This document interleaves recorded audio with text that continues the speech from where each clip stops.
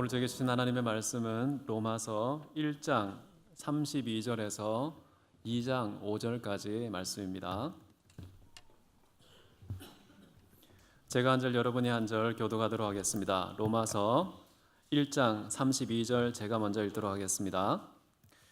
그들이 이 같은 일을 행하는 자는 사형에 해당한다고 하나님께서 정하심을 알고도 자기들만 행할 뿐 아니라 또한 그런 일을 행하는 자들을 옳다 하느니라.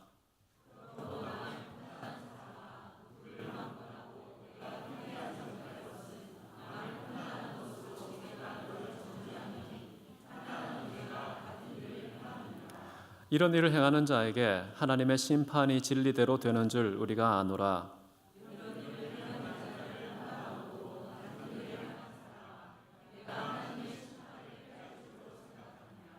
혹 내가 하나님의 인자하심이 너를 인도하여 회개하게 하심을 알지 못하여 그의 인자하심과 용납하심과 길이 참으심이 풍성함을 멸시하느냐.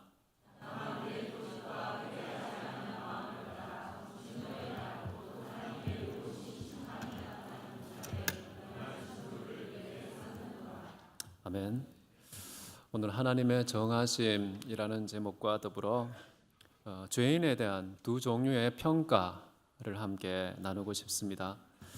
오늘 본문에는 하나님을 경외하지 않고 그분께 감사와 영광을 돌리지 않은 그런 사람들은 그 거짓되고 부패한 마음을 따라서 스스로 종교적인 타락, 감정적인 타락, 의지적인 타락, 지성적인 타락에 빠져서 온갖 죄악들을 저지르게 된다라는 말씀을 어제 지난 시간에 함께 나누었습니다.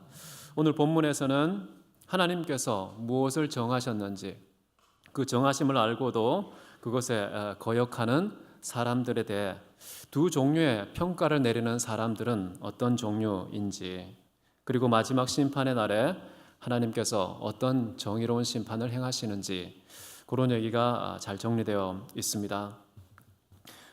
여러분, 사람들이 죄를 범할 때 그 사람들에 대해 반응하는 사람들의 종류가 두 부류입니다. 첫 번째는 그렇게 죄를 저지르는 사람들이 옳다라고 하고요, 오히려 그들과 함께 기뻐하는, 반기는 그런 사람들이 있고요. 두 번째는 그런 죄를 저지르는 사람들을 비판합니다. 판단을 하죠. 그런데 그런 판단을 하면서 동시에 자기 자신도 동일한 죄를 저지르는 그런 무리가 있습니다. 두 종류의 무리가 지금 오늘 말씀에 소개되어 있는데요. 우리는 도대체 어떤 무리에 속해 있는지 이 두 무리에 둘 다 들지 않으면 좋겠습니다. 죄악을 기뻐하지도 않고요, 환대하지도 않고, 그리고 죄악을 동일하게 저지르지도 않는 그런 사람이 되면 좋겠다는 생각이 듭니다. 첫 번째 한번 보십시오. 32절 말씀입니다. 이 말씀에서 사도 바울은 이런 지적을 합니다. 이 같은 일을 행하는 자는 사형에 해당한다고 하나님께서 정하심을 알고도 라는 말이 나옵니다. 이 같은 일들은 앞에 언급되었던 그 22가지 정도의 죄악들을 말하는 것입니다. 이런 일을 행하는 자는 사망, 죽음이 마땅하다, 합당하다라는 것이죠. 이 세상에서는 하나님께서 정하신 일들이 참 많습니다. 그래서 사람들이 노력을 하고 마음의 합의를 보고 그리고 법을 바꾸어서 뭔가 새로운 질서를 만들려고 해도 변경되지 않는 이 세상의 질서가 있습니다. 물은 높은 곳에서 낮은 곳으로 흐르지요. 빛은 어두움을 몰아내십니다. 그리고 진실은 반드시 거짓을 이깁니다. 그리고 이 땅에 태어난 모든 사람들은 딱 한 번 죽는 그 사망을 경험하게 된다는 것, 하나님이 정하신 것이기 때문에요, 사람들이 아무리 많이 모여서 머리를 쓰고 도모를 하고 합의를 보고 법을 만들고 규정을 바꾸어도 이런 것은 바뀌지가 않습니다. 사람들이 할 수 있는 노력의 한계가 있는 것이죠. 그런데 하나님께서 여기서 이런 일을 행하는 자는 사망이다 라고 하나님께서 확정해 놓으셨다라고 말하고 있습니다. 하나님께서 정하신 거죠. 죄의 대가는 사망이다. 이것은 하나님께서 정하신 것입니다. 여러분, 지금 세상에서 사람들이 많이 죽고 있죠. 1초에 무려 2명씩 지금도 죽고 있습니다. 그래서 하루에 한 16만 명이 죽고 있습니다. 그러면 죽음이 없는 가정은 없습니다. 죽음이 없는 마을은 없습니다. 죽음이 없는 민족과 나라는 없습니다. 죽음이 없었던 시대는 없습니다. 매 순간 모든 곳에, 모든 공동체 안에 죽음의 그림자가 있습니다. 죽음은 끊임없이 입을 열어서 우리에게 무언가 메시지를 전하는 것 같습니다. 어떤 메시지일까요? 모든 사람이 듣도록, 모든 시대의 사람이 듣도록 죽음이 선포하고 있는 진리는 무엇일까요? 죄를 지은 자는 사망이 합당하다라는 하나님의 정하심을 죽음이 매 순간마다 1초에 2번씩 입을 열어 우리에게 교훈하고 있습니다. 자, 이렇게 정해놓은 이 죽음의 질서는 비껴가는 사람이 아무도 없습니다. 이 세상에 태어나면 반드시 언젠가는 죽습니다. 그럼에도 불구하고 죄의 결과가 사망이라는 사실을 알고도 사람들은 어떻게 합니까? 자기들만 그 죄악들을 행할 뿐 아니라 또한 그런 일을 행하는 자들을 옳다 하느니라. 이게 옳다라는 말을 조금 더 원문에 가깝게 번역하면 이렇게 할 수 있습니다. 그것들을 행하는 자들과 더불어 기뻐하고 있습니다. 옳다라는 말 속에는 기호가 반영되어 있는 것이죠. 그 사람의 가치관이 반영되어 있는 것이죠. 그래서 자기가 갖고 있는 기호와 가치관이 눈앞에 펼쳐지니까 기쁜 것이지요. 그래서 기쁘다는 말이 좀 결론적인 내용인 것 같습니다. 눈앞에 그런 잘못된 일들이 펼쳐지는 그런 모습을 보면 사람들은 옹호하고 반기고 옳다고 칭찬하고 기뻐하는 이런 태도를 취한다는 거 납득이 되십니까?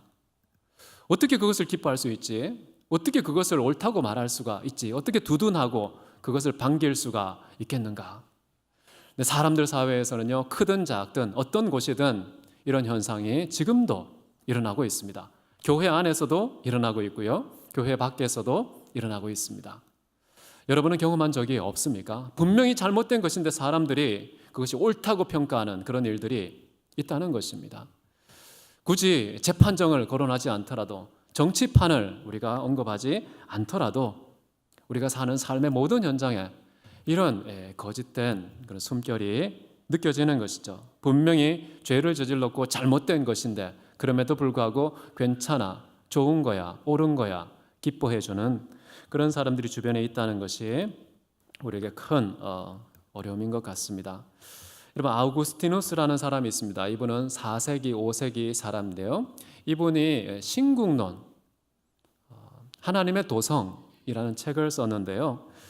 그 책은 5세기 초반에 쓰여진 책입니다. 근데 그 책 속에서 로마의 제국을 비판하는 문맥에서 이런 말을 했습니다. 어느 한 해적이 이제 알렉산더 대왕에게 잡혀갔죠. 그래서 알렉산더 대왕이 어째여 네가 내 제국에서 해적질을 하느냐, 도둑질을 하느냐, 용납할 수 없다라고 하니까 그 해적이 뭐라고 이야기를 했습니까? 그 대목이 나오는데요. 이렇게 얘기를 했다고 합니다. 나는 비록 조그마한 배 한 척을 가지고 바다에서 해먹었지만 당신은 함대를 가지고, 이 거대한 함대 여러 척을 가지고 전 세계를 괴롭힌 것과 무슨 차이가 있습니까? 덩치의 차이, 규모의 차이일 뿐이지 성질은 똑같습니다. 저는 그래서 작으니까 해적이라고 분류되고 당신은 크니까 대왕, 황제라고 분류될 뿐입니다. 라고 얘기한다는 것이죠. 그런 해적의 에피소드를 소개하면서 이런 말을 합니다. 두목 한 사람의 지배를 받고 공동체의 규약에 의해 조직되며 약탈물은 일정한 원칙에 따라 분배되는 도적대하고 정의가 없는 국가, 한 왕을 중심으로 세워진 국가의 조직이 무엇이 다른가? 라고 말하면서 로마를 좀 비난했던 그런 일들이 있습니다. 조직적인 범죄, 정의가 발붙일 곳이 없는 공동체, 그것은 바로 도적대와 같은 것이죠. 서로가 그 모든 행한 일들을 범죄인 줄 알면서도 기뻐하고 옳다고 평가하고 함께 두둔하고 함께 즐거워하는 그런 공동체는 정말 맛이 간 공동체죠. 더 이상 소망이 없는 그런 공동체일 것입니다. 어쩌면 그 공동체가 지구촌 전체는 아닌지, 그렇다면 이 지구촌의 소망은 과연 무엇일지, 교회만큼은 그러지 말아야 된다는 것이죠. 아무리 세상 사람들이 이거는 괜찮은 거야, 자기의 성향이야, 이거는 인권이야, 이거는 존중해야 돼 라고 평가한다 할지라도요, 교회는 하나님의 진리와 더불어 기뻐하는, 오늘 찬송에서 성가대가 부른 것처럼요, 진리와 함께 기뻐하는 그런 사랑의 공동체로 끝까지 머물러야 이 시대의 이 세상의 소망이 될 수 있다는 것이죠. 세상에 발맞추는 것, 코드를 조율하는 것, 합의 보는 것, 타협하는 것, 어떤 사람은 포용성이 있다고 판단할 수 있겠지만 잘못하면 온 세상의 마지막 희망의 불씨를 끄는, 스스로 그 불씨를 차단하는 결과를 초래할 수 있습니다. 그렇기 때문에 우리 교회는 진리가 무엇인지 분별해야 됩니다. 그거 괜찮은 거야, 옳은 거야 라고 함부로 타협의 악수를 해서는 안 되겠죠. 여러분, 심지어 성경에서는요, 그런 사람들과 섞이지 않을 것을 요청합니다. 그런 공동체에 속하지 않을 것을 요청하는데요, 여러분 특별히 시편 1편 1절에 보면 이런 말씀이 나옵니다. 다윗이 한 말인데요, 악인들의 꾀를 따르지 아니하며 죄인들의 길에 서지 아니하며 오만한 자들의 자리에 앉지 말라. 거기 앉는 순간 복이 달아난다는 것이죠. 복되지 않은 불행의 소유자가 된다라고 지금 말하고 있습니다. 악인이 사용했던 전략, 악인이 지나간 길, 악인이 머물렀던 자리 근처에도 가지 말라고 말하고 있는 것이죠. 이런 내용을 사도 바울은 악이라면 흉내도 내지 말라, 모양이라도 취하지 말라라고 단호하게 선을 그을 것을 사도 바울도, 시인도, 그리고 예수님도 우리에게 요청하고 있다는 사실 여러분 꼭 기억하면 좋겠습니다. 이 죄라는 것은요, 참 놀라운 속성들을 많이 가지고 있습니다. 죄를 누군가가 저지르면요, 반드시 자기만 범죄자가 되지 않고 주변에 퍼뜨리는 전염성이 있습니다. 같이 죽자는 것이죠. 물귀신 작전을 펼칩니다. 죄라는 속성이 원래 그런 것이죠. 죄라는 것은요, 우리가 그냥 까먹고 가만히 있으면 잠잠한 존재가 아닙니다. 적극적입니다. 대단히 활발하게 왕성하게 활동하는 그런 적극성을 가지고 있는 게 또한 죄라는 것이죠. 죄라는 것은요, 한 번 행위를 한 단발성 행위가 아니고요, 상태입니다. 그 죄라는 그 상태 속에 머물러 있는 게 아주 심각한 속성이라고 볼 수 있겠고요. 그리고 반드시 자신을 드러내지 않습니다. 가능하면 숨기려고 합니다. 많은 사람들을 동일한 행동을 하게 해서 다수결로 숨으려고 합니다. 나아가서 그 다수결이 힘을 모아서 법을 바꿈으로 인해서 합법화시키는 방법으로 숨습니다. 이 죄라는 것은 은닉성이라는 것이 있다는 뜻이죠. 그리고 죄는 반드시 파괴라는 결과를 낳습니다. 가정을 파괴하고 개인의 건강을 파괴하고 인간의 미래와 꿈을 파괴하는 그런 파괴성이 있습니다. 그렇기 때문에요, 죄를 가볍게 봐서는 안 됩니다. 죄라는 것은 굉장히 무서운 겁니다. 심지어 사도 바울이 거듭난 이후에도 내 안에 또 다른 법이 나를 사로잡아 가는 것을 보는도다 라고 말합니다. 내가 스스로 제어할 수 없는 존재라는 것이죠. 내가 싸워서 능히 꺾을 수 있는 그런 대상이 아니라는 뜻입니다. 이 죄라는 것은 굉장히 강력한 존재이다 라는 것이죠. 자, 그렇기 때문에 우리는 죄를 경계해야 됩니다. 도움을 구해야죠. 이 죄를 능히 이길 수 있는 하나님께 엎드려 기도할 때 우리는 해결을 얻을 수가 있습니다.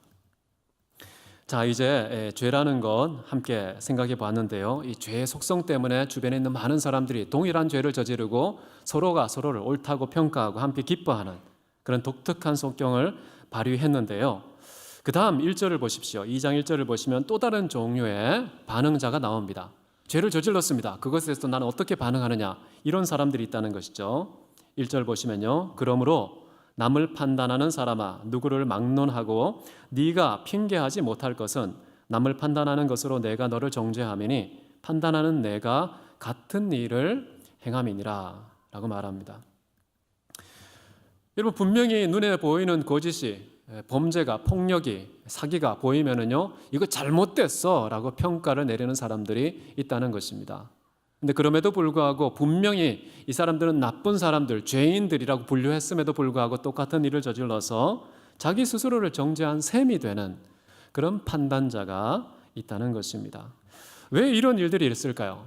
왜 타인들의 잘못에 대해서 잘못됐다고 비판을 하고 판단을 하면서 정작 자기 자신은 똑같은 일을 행할까요?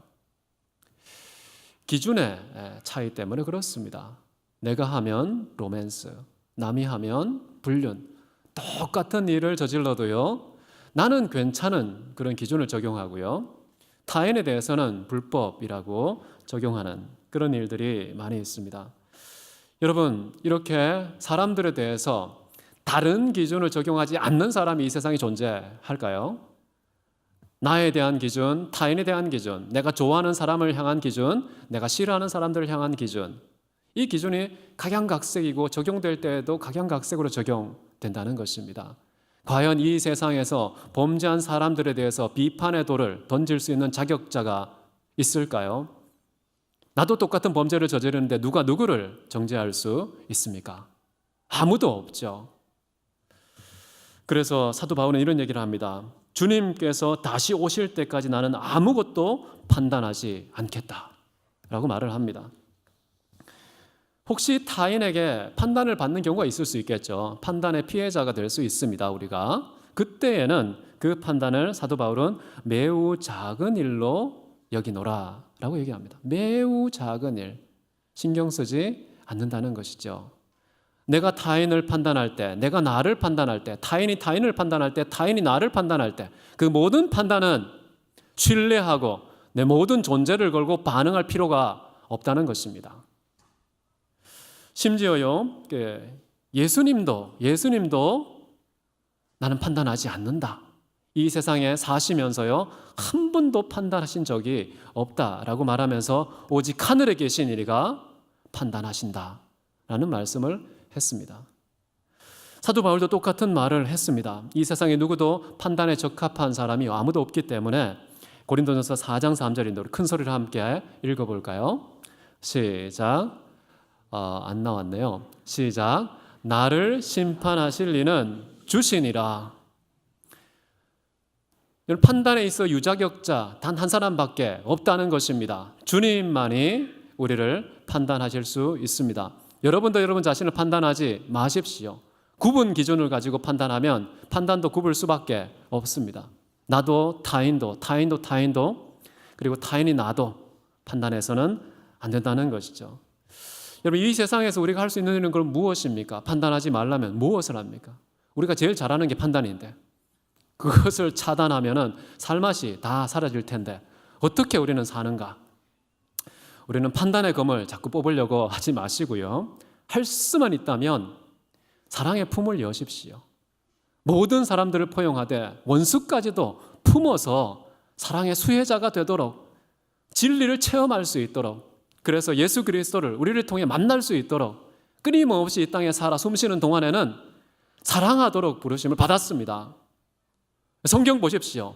이거 심판해라, 저거 판단해라 라는 말씀 있습니까? 없습니까? 613개 중에 하나님의 수많은 명령 중에서 그런 어조로 우리에게 주신 계명은 하나도 없습니다. 그 모든 계명을 꾹 짜면 뭡니까? 하나님 사랑해라, 그리고 이웃을 사랑해라, 원수까지 사랑해라. 사랑하라는 이 명령으로 다 축약되지 않습니까? 이 세상에 뭐 하며 살라는 뜻입니까? 사랑하라는 것이죠. 근데 우리는 틈만 나면, 기회만 되면 마음속에 품고 있던 그 심판의 기운을 마구마구 분출하고 쏟아내는 계기로 삼습니다. 스스로를 정죄하는 일입니다. 남을 판단하는 사람아, 물론 누구든지 남을 판단하는 그것으로 네가 너 자신을 정죄한다. 왜냐? 그 판단하는 그 똑같은 짓을 우리도 저지르기 때문이다 라고 지금 말하고 있는 것이죠. 여러분, 이제 2절을 한번 보십시오. 판단은 하나님의 고유한 권한이라는 사실을 여러분 꼭 기억하시면서 2절을 보시면요, 이런 일을 행하는 자에게 하나님의 심판이, 사람의 심판이 아니라요, 하나님의 심판이 진리대로 되는 줄 우리가 아노라. 여러분, 정말 여기서 중요하게 관심을 모아야 될 부분은요, 여기에 심판이 진리대로 된다, 심판이 내려진다. 자, 이 말의 시제가 현재형이라는 것입니다. 과거에 심판했어가 아니고요, 장차 마지막 날에 불벼락 떨어질 거야, 마지막 최종적인 심판도 아닙니다. 과거와 미래가 아니라요, 현재 진행형 심판을 말하고 있습니다. 하나님께서는 매 순간 모든 사람들에게 모든 곳에서 심판을 내리시는 분이시다. 욥기 7장 17, 19절 좀 길지만요. 우리 함께 읽어보겠습니다. 시작. 사람이 무엇이기에 주께서 그를 크게 만드사 그에게 마음을 두시고 아침마다 권징하시며 순간마다 단련하시나이까. 주께서 내게서 눈을 돌이키지 아니하시며 내가 침을 삼킬 동안도 나를 놓지 아니하시기를 어느 때까지 하시리까. 자, 하나님의 이 집요한 관심과 사랑에 감사합니다. 그러나 한편으로 보면 하나님의 뜻을 벗어나고 하나님의 명령을 거역하게 되면은 한순간도 우리를 떠나지 않는 하나님의 불꽃 같은 눈동자와 그 시선, 부담스럽기 짝이 없습니다. 화장실 갈 때에도 거기에는 CCTV도 없잖아요. 그럼에도 불구하고 있는 눈동자가 있습니다. 하나님은 보고 계시다는 것이죠. 낱말은 여러분 새가 듣고 반말은 쥐가 듣지 않습니까? 그런데 우리가 말하지 않아도 듣는 분이 계십니다. 마음에 고여있는 생각, 언어의 형태를 입기 전에 의식까지도 다 읽으시고 파악하고 계신 그런 분이 계시다는 사실. 그 하나님은요, 우리의 중심을 보시고 겉모습을 보지 않고 그 중심을 보시고 매 순간마다 감찰하시고 관여하시고 판단하시는 분이시다. 단 한순간도 예외됨이 없이 우리를 판단하는 그런 하나님 앞에 서 계시다는 사실 여러분 잊지 마십시오. 이런 심판이 어떤 기준을 따라 이루어지느냐 여기 보면요, 진리대로 되는 줄이라고 합니다. 진리대로 된다는 것이죠. 하나님의 진리가 심판의 기준이라는 것입니다. 하나님의 진리가 무엇입니까? 성경 전체에 쏟아놓으신 하나님의 말씀, 하나님의 모든 약속, 그 약속대로 온 세상이 심판 아래 있게 된다는 것입니다. 하나님의 약속은 단 하나도 예외 없이 모든 것이 다 성취될 것입니다. 이사야는요 이런 말을 했습니다. 하나님의 입에서 나온 모든 말씀은 결코 헛되이 돌아가지 아니하고 그의 기뻐하는 뜻을 이루느니라 라고 말합니다. 단 한마디도 그냥 돌아가지 않고요, 하나님 입에서 나온 모든 말씀은 이 땅에 열매를 맺는다는 것입니다. 현실화 된다는 것입니다.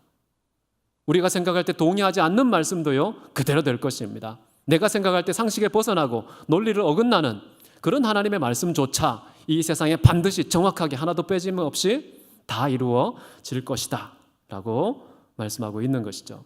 마태복음 5장 18절입니다. 우리 같이 한 목소리로 읽겠습니다. 시작. 진실로 너희에게 이르노니 천지가 없어지기 전에는 율법의 1.1획도 결코 없어지지 아니하고 다 이루리라. 진리를 주시는 분도 하나님입니다. 1.1획도 남기지 않고 다 이루시는 분도 하나님이십니다. 이루는 방식은 심판이라고 볼 수가 있겠죠. 한쪽은 구원의 심판이 있겠고요, 또 하나는 사망의 심판이 있을 것입니다. 하나님께서는 당시 내뱉은 모든 말씀 한마디도 시건치 않으십니다. 한마디도 어긋남이 없이 다 이루어질 때까지 이 땅을 통치하고 다스리는 분입니다. 그런 하나님께서 뜻하시면 꺾을 자가 없습니다. 변경을 가할 어떤 변수도 없다는 것이죠. 그런 하나님이 지금 심판을 진행하고 계신다. 현재 진행하고 계신다. 이 사실을 여러분 기억해야 됩니다. 하나님의 심판, 매 순간 집행되는 하나님의 심판을 인정하지 않고 망각하는 자에게 나타나는 현상은 무엇일까? 아주 심각한 착각이 그 다음 3절에 나오는 것이죠. 이런 일을 행하는 자를 판단하고도 같은 일을 행하는 사람아, 네가 하나님의 심판을 피할 줄로 생각하느냐? 하나님의 심판에서 제외될 수 있다는 착각을 갖습니다.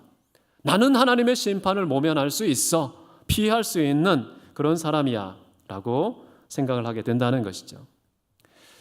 실제로 우리가 잘못을 저질러도요, 눈앞에 아주 즉각적인 하나님의 징벌, 하나님의 심판이 보이지 않습니다. 그렇지 않습니까? 여러분 속으로 한번 거짓말 해보시죠. 예배 시간에 별걸 다 합니다. 속으로 만약에 이렇게 거짓말을 했는데 예배 중에 불벼락이 떨어집니까? 하나님의 심판은요 즉각적으로 눈에 가시적인 형태로 나타나지 않습니다. 그러니까 사람들이 심판 없구나, 나는 피했나 보다, 심판 모면한 정말 특혜받은 사람들이네 라고 착각을 한다는 거예요.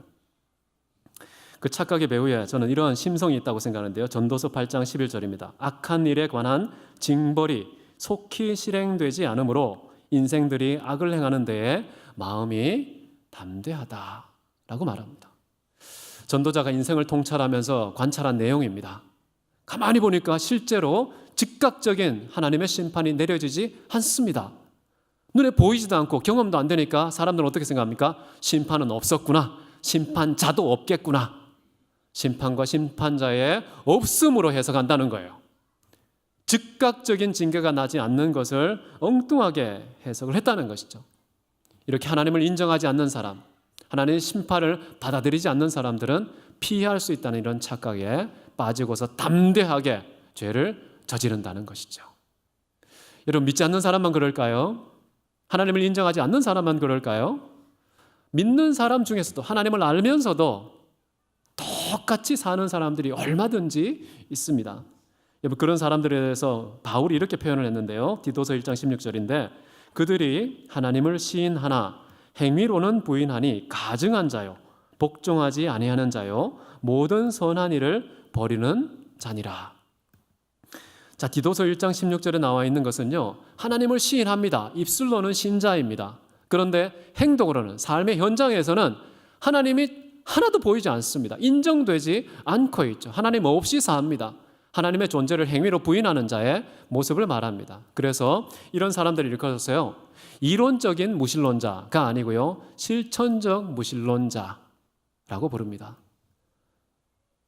마음과 관념으로는 우리의 어떤 종교성을 달래기 위해서 하나님 믿습니다. 하나님 우리의 구원자입니다. 이렇게 입술로 고백하고 시인하지만 그런 삶의 현장에서는 하나님 따위가 어디 있어? 하나님 계시지 않아. 하나님의 심판이 어디 있어? 하나님의 심판과 존재를 다 부정하는 그런 상황으로 치닫게 된다는 것입니다. 이렇게 착각에 빠진 사람들에게 나타나는 심각한 두 가지의 문제가 있습니다. 그 첫 번째 문제가 4절에 나오는데요.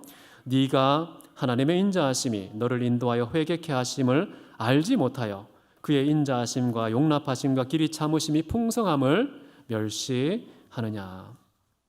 자, 여기 보시면은요, 하나님의 즉각적인 징계가 왜 안 나타났을까? 하나님의 심판은 왜 눈에 보이지 않는 것일까? 심판이 없는 것도 아니고요, 심판자가 없는 것도 아닙니다. 하나님께서 우리를 향한 사랑, 인자하심 때문이다. 그래서 우리가 죄를 저질러도 끝까지 포용해 주신다는 겁니다. 그 포용의 길이는 무궁할 정도로 확장된다는, 길이 참으심이 있다는 것이죠. 인자하심, 용납하심, 나아가서 그 길이가 무한대에 가까운 길이 참으심, 이런 하나님의 성품과 섭리, 이것을 멸시하는 자가 된다는 거예요. 하나님을 인정하지 않고 하나님의 심판을 인정하지 않고 나는 하나님의 심판을 면할 수 있어 라는 착각에 빠진 사람들이 저지르는 두 가지 죄 중에 첫 번째는 하나님의 성품을 멸시하는 겁니다. 하나님께서 이 땅의 진리를 따라 다스리고 계신 그 통치를 멸시하는 것입니다. 하나님에게 능력을 입히는 것이죠. 하나님께서는 길이 참으십니다. 기다리십니다. 할 수만 있다면 너희들이 구원받기를 원한다. 너희들이 행복하고 만족하고 기뻐하기를 원한다. 기다리고 참으시는 거였는데 그 하나님의 선하심을 우리는 죄를 실컷 저질러도 돼, 선을 악으로 갚는 그런 배은망덕한 사람들로 살아가고 있다는 거예요. 이게 사도 바울이 지금 지적하고 있는 내용입니다. 하나님을 믿는 사람이건 믿지 않는 사람이건 하나님의 늘 진행되고 있는 현재 진행형 심판을 받아들이지 않는 사람은 지금 하나님에 대해서 그런 멸시를 실천하고 있다는 것입니다. 참으로 심각한 일이죠. 자, 그 다음에 마지막을 보십시오. 마지막 5절을 보시면요, 두 번째 문제가 나옵니다. 이것은 자기 자신에 관한 문제인데요. 다만 너의 고집과 회개하지 아니하는 마음을 따라 진노의 날, 곧 하나님의 의로우신 심판이 나타나는 그날에 임할 진노를 너에게 쌓는도다. 자, 두 번째 심각한 문제는요, 하나님의 심판이 없다고 판단해서 그 죄를 계속해서 저지르고 그것을 옳다고 칭찬하고 그것을 두둔하고 옹호하며 그런 짓 저지르는 사람들과 더불어서 함께 기뻐하는 그런 사람들, 그런데 양심이 있어서 죄를 죄라고 심판은 했지만 그 심판은 똑같은 짓을 저지르는 그런 사람, 이 두 가지 종류의 사람들이 결국 어떻게 문제가 생기느냐 하면요, 마지막 하나님의 의로운 심판이 나타나는 종말의 때, 진노의 날에 그 각 사람에게 임할 하나님의 진노를 축적하고 있는 중이라는 것입니다. 심판은 두 종류가 있다는 것이죠. 첫 번째는 아까 현재 진행형 심판이 있는 동시에요, 마지막 때의 진노의 날이라고 일컫는 종말의 심판이 있습니다. 자, 이 두 가지를 우리는 동시에 늘 기억해야 할 것입니다. 지금 당장 심판이 일어나지 않는다고 해서 심판이 이루어지지 않은 것이 아니라는 것입니다. 지금 상실한 마음대로 내어버려 두신 것이 일종의 형벌이고 심판이라고 죄와 벌을 설교할 때 말씀을 나누었죠. 상실한 마음대로, 버려진 마음대로, 부패한 마음대로, 가증한 마음대로 그 기호를 따라 실컷 죄를 저지른 것 자체가 이미 심판이 진행되고 있다는 사실. 그런데 이 심판은요, 진행형 심판이지만 마지막에 이 모든 것이 축적된, 모든 것을 결산하는 그런 마지막 심판도 있다고 말합니다. 그것이 바로 종말에 이루어질 하나님의 의로운 심판이 내려지는 그때라고 말하고 있는 것이죠. 이런 말씀을 정리하기 원합니다. 하나님께 합당한 감사와 영광을 돌리지 않는 그런 사람들에 대해서 하나님께서는 그 상실한 마음대로 내버려 두십니다. 그러면 온갖 죄악을 저지르게 되어 있습니다. 우리가 이 세상에서 신문지상에서 TV를 통해 뉴스를 통해서 경험하고 듣게 되는 모든 죄악들, 그 죄악들의 그 근본 원인이 무엇이냐?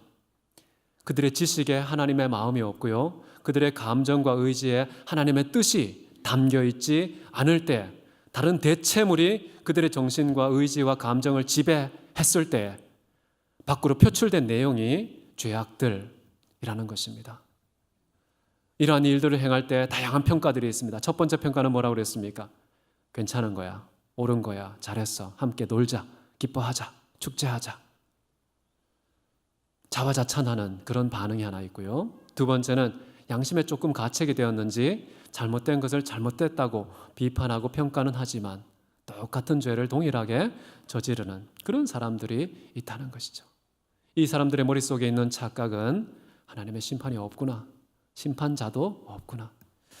근데 결국 하나님을 멸시하고 마지막 심판날에 그 진노를 스스로 축적해서 그 모든 죄악들의 분량이 다 진노의 땔감으로 전환되는 그런 일을 자초하고 있다는 것입니다.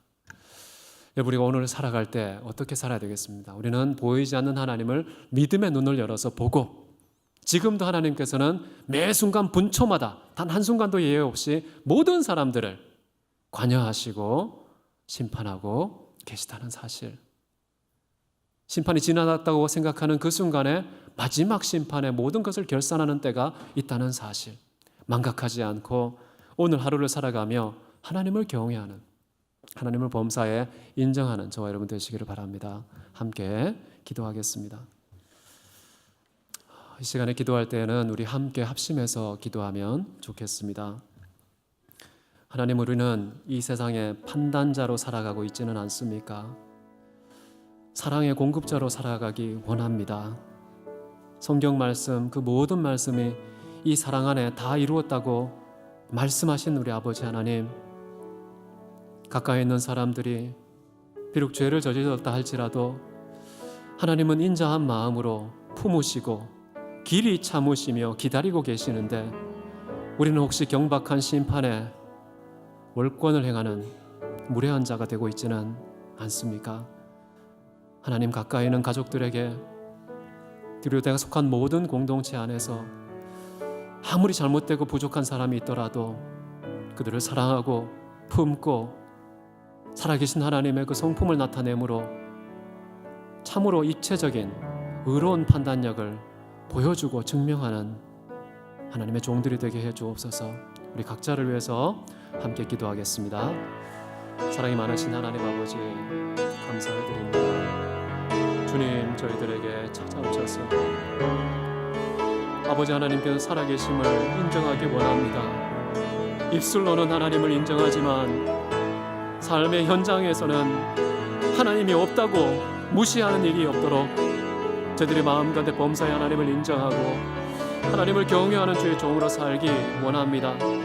지금 내가 행하고 있는 이 모든 일들 하나님이 보고 계시다는 사실, 주님께서 기다리고 계시다는 사실 주님 기억하고 그 하나님께 감사의 마음으로 영광을 돌리는 저희들 되기 원합니다. 하나님의 성품을 멸시하지 않게 도와주시옵소서. 마지막 진노의 날에 하나님께서 쏟아부으실 그 진노를 축적하는 어리석음 범하지 않도록 주님 붙들어 주시옵소서. 주께서 저희들과 함께 하시고 홀로 영광 받아 주시기를 간절히 원합니다. 하나님, 이 세상에 죄를 짓지 않는 사람이 없습니다. 또 죄를 능히 제어하고 이길 자도 없습니다. 그 모든 죄를 꺾으시고 이기신 그리스도 예수께서 우리 안에 거하심으로 주님, 그 죄에 승리하게 도와주옵소서. 죄가 초래하는 사망에서 해방시켜 주신 그 아버지 하나님의 놀라운 은혜 기념하는 삶을 살게 하여 주시옵소서.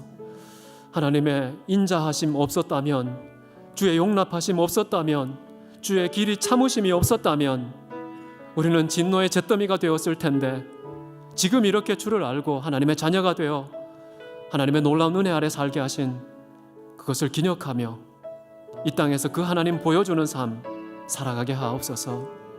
하나님의 인자와 관용과 길이 참으시는 인내를 삶 평생 동안에 나타내고 증명하는 증인의 삶을 살아갈 수 있도록 성령께서 지혜와 능력을 더하여 주옵소서. 존귀하신 예수 그리스도 이름으로 기도했습니다. 아멘.